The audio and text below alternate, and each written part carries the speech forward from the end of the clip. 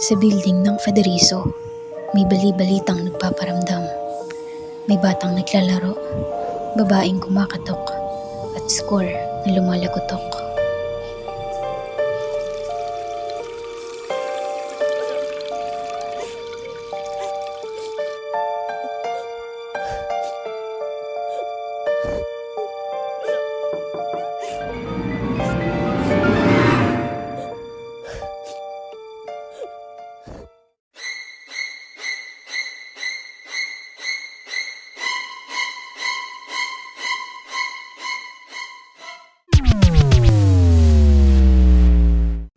Calculus is a branch of mathematics that studies change and motion that help us to understand how things move, grow, or shrink over time, like how water flows, temperature rises, and speed changes.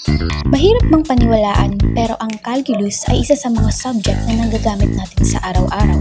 Kung nagkukumute ka, kahit bus jeep o angkas pa yan, congrats! May calculus moments ka! Naisip ko na ba gaano kabilis ang takbo nyo para umabot ka sa 7 AM class nyo? Yan ang tinatawag na calculus na derivatives. At yan ang ginagamit para sukatin ang rate of change o velocity. Pero syempre, mas seryoso ang role ng calculus kapag environmental science student ka. Bilang mga future environmentalists, kailangan na marunong tayong mag-develop ng ecocentric strategies. Halimbawa nito ay ang pag-imbento ng reusable energy. Sa solar energy ay ginagamit ang calculus para i-model at hanapin ang optimal angle ng solar panels. Sa tulong ng derivatives, matutukay mo ang eksaktong posisyon para makakuha ng pinakamaraming sikat ng araw, na ibig sabihin ay pinakamalaking kuryente. Sa wind energy naman, kailangan din natin ng calculus para i-model ang rate kung paano nag-generate ang power ang turbine batay sa bilis ng hangin at ang direksyon nito.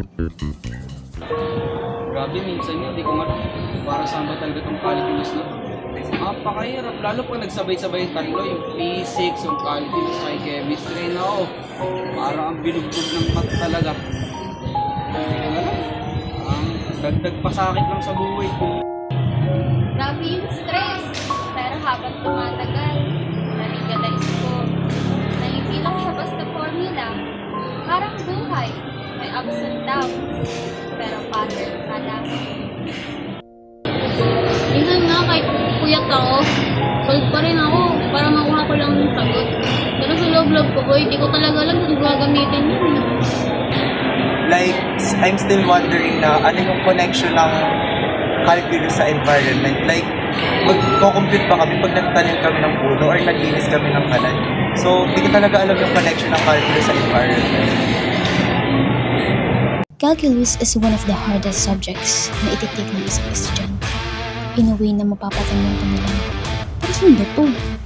But let us not forget mathematics is everywhere. Calculus is everywhere.